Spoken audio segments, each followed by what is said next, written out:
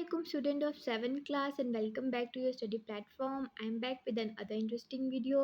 So student आपको पता है लास्ट लेक्चर में हमने अपने यूनिट नंबर 10 एक्सपोर्ट क्वालिटी की रीडिंग कंप्लीट की थी from our English text book.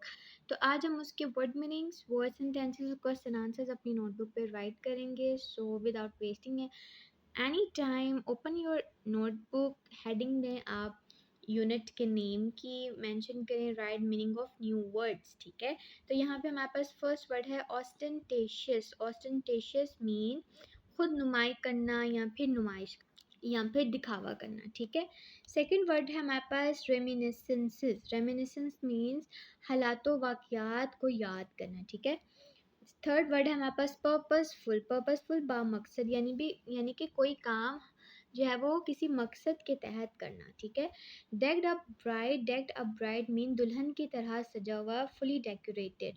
Next word है स्ट्रॉल. स्ट्रॉल मीन टहलना, सैर करना, घूमना फिरना. ठीक है, इधर उधर फिरना. नेक्स्ट वर्ड है हमारे पास फ्रेगमेंट्स. फ्रेगमेंट्स मीन टुकड़े, पीसेस. फंबल. फंबल मीन घबराए हुए फिरना, थोड़ा सा हैरानो परेशान होकर. ठीक है, नेक्स्ट वर्ड है हमारे पास फैबल. फंबल फैबल. फैबल मीन फर्जी कहानी, किस्सा, स्टोरीज, फिक्शन जो होती है, यानी कि जो जिस पे कोई रियलिटी नहीं होती. ठीक है, नेक्स्ट वर्ड है हमारे पास exasperation. Exasperation mean बरहम होना, गुस्सा करना, तंग आना, इरिटेट हो जाना किसी चीज़ से. ठीक है, लास्ट वर्ड है हमारे पास इलेबोरेट. इलेबोरेट मीन वाजिया करना, वजाहत करना, एक्सप्लेन करना किसी चीज़ को. ठीक है, सो इन्हीं वर्ड्स से हमने कुछ वर्ड्स जो हैं वो पिक किए हैं जिनको हम सेंटेंसेस में यूज करेंगे. तो हमारे पास फर्स्ट वर्ड है फ्रेगमेंट. फ्रेगमेंट का हमने ऊपर मतलब पढ़ा टुकड़ा. The naughty students turn the papers into fragment. शरारती बच्चों ने जो पेपर थे उनके टुकड़े कर दिए. ठीक है, सेकेंड वर्ड है हमारे पास पर्पसफुल. पर्पसफुल मीन बामकसद, कोई भी काम किसी मकसद के तहत करना. I have done this task, यहाँ आप कर सकते हैं I have done this work purposefully. मैंने ये काम जो है ये एक मकसद के तहत किया है यानी. ठीक है, नेक्स्ट वर्ड है हमारे पास exasperation which means irritate हो जाना. ठीक है, the coach showed great exasperation on the team. जो कोच था वो अपनी टीम से बहुत ज़्यादा इरिटेट हो गया. ठीक है, यहाँ उसने बहुत ज़्यादा इरिटेशन शो की. नेक्स्ट वर्ड है हमारे पास fable. Fable mean stories which are not real. ठीक है, my grandmother told me interesting fables. मेरी ग्रैंड मदर ने मुझे बहुत ही दिलचस्प कहानियाँ सुनाई. ठीक है, नेक्स्ट वर्ड है हमारे पास इलेबोरेट. इलेबोरेट मीन्स एक्सप्लेन करना, वाजिया करना, वजाहत करना, समझाना कुछ. ठीक है, kindly elaborate this topic for me. मेहरबानी फरमाकर मुझे ये टॉपिक थोड़ा सा वाजिया कर दें या इसकी डिटेल और बता दें. ठीक है, लास्ट वर्ड है हमारे पास स्ट्रॉल. स्ट्रॉल का मतलब होता है टहलना, इधर उधर घूमना फिरना. ठीक है, I was strolling down in the field. मैं नीचे खेतों में जो है वो घूम रहा था, सैर कर रहा था. ठीक है, सो ये वर्ड मीनिंग्स और वर्ड्स एंड टेंसेस हमारे कंप्लीट हो गए हैं. अब हम क्वेश्चन आंसर्स लिखते हैं अपनी नोटबुक पर. ओके, सबसे पहले आप हेडिंग देंगे यहाँ पर give answers to the following questions. और जैसे कि मैं आपको बताती होती हूँ जब भी हम क्वेश्चंस करते हैं कि हर यूनिट के बहुत ज़्यादा क्वेश्चंस जो होते हैं वो दिए गए होते हैं. ठीक है, तो हर क्वेश्चन को नोटबुक पे राइट डाउन करना is not important. Important is कि आप इम्पॉर्टेंट क्वेश्चंस को राइट डाउन करें, बट आपको सारे क्वेश्चंस के आंसर जो है वो पता होने चाहिए. ये उसी सिचुएशन में हो सकता है जब आपने रीडिंग का लेक्चर अच्छे से लिया हुआ होगा. ठीक है, सो यहाँ पर भी मैंने जो है वो ऑलमोस्ट 5 क्वेश्चंस जो कि इम्पोर्टेंट थे उनको पिक किया है और उनके ही आंसर्स यहाँ पे राइट डाउन किए हैं. ठीक है, सो वन बाय वन हम अपना क्वेश्चन देखते हैं और उससे रिलेटेड आंसर रीड करते हैं. Why does the comparison of the cottage industries to our department store make the woman smile? आपने बताना है कि कॉटेज इंडस्ट्री और डिपार्टमेंट स्टोर के कंपैरिजन करते हुए वो वुमेन जो थी वो स्माइल क्यों की. क्योंकि उन दोनों का कोई कंपैरिजन नहीं बनता था, क्योंकि उनमें कोई भी चीज़ जो है वो एक जैसी नहीं थी. ठीक है, तो यही इसका आंसर होगा.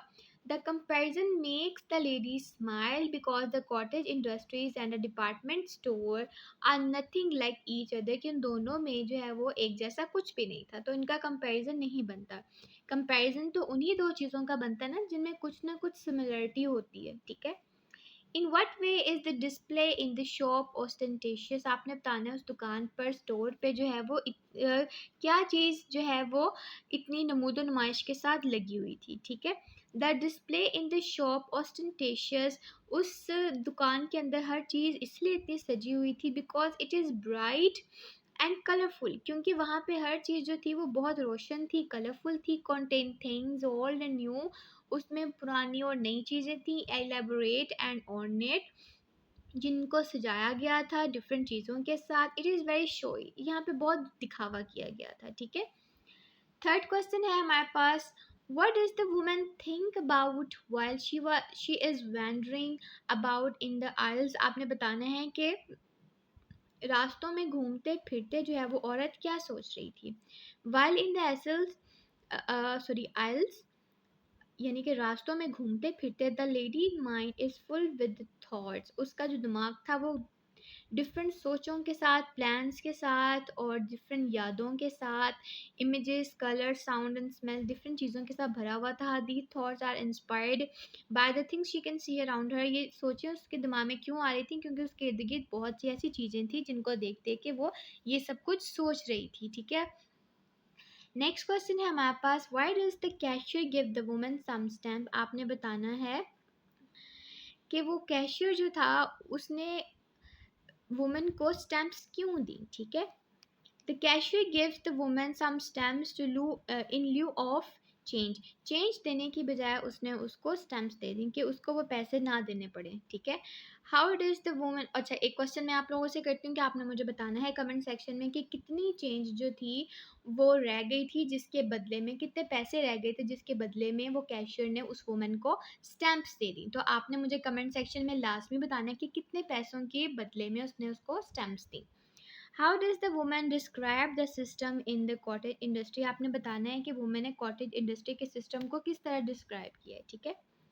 The lady describe the system, lady ने डिस्क्राइब किया सिस्टम को as being an in between system, कि ये एक दरमियाना सा सिस्टम है, ऑन वन विच, जिसमें is neither one kind NOR another, यानी कि ये कोई मिक्स सा सिस्टम है, ना ये एक सिस्टम को अच्छे तरीके से फॉलो कर रहा है ना दूसरे सिस्टम को, क्योंकि आपने देखा कि उस कॉटेज इंडस्ट्री के अंदर जो चीज़ें वो नीचे परचेज करी है बिलिंग के लिए उसको ऊपर जाना पड़ा, यानी कि एक अजीब सा जो है वो घुमा फिरा सा वो सिस्टम था।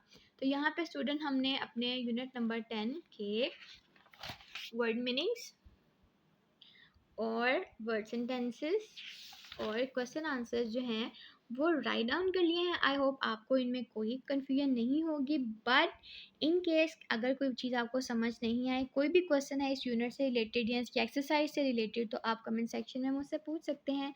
इंशाल्लाह मैं पूरी कोशिश करूँगी कि आपको इसका आंसर दूँ। इसके अलावा आप जिस भी टॉपिक पर इंग्लिश से रिलेटेड जो है वो वीडियो देखना चाहते हैं या कोई भी प्रॉब्लम आ रही है आपको ग्रामेटिकली या कुछ भी, तो आप ज़रूर मुझे वो टॉपिक मेंशन करें। इंशाल्लाह मैं पूरी कोशिश करूँगी कि नेक्स्ट वीडियो में उस टॉपिक को कवर कर सकूँ। नेक्स्ट वीडियो तक के लिए अपना बहुत ख्याल रखिएगा। अल्लाह हाफ़िज़।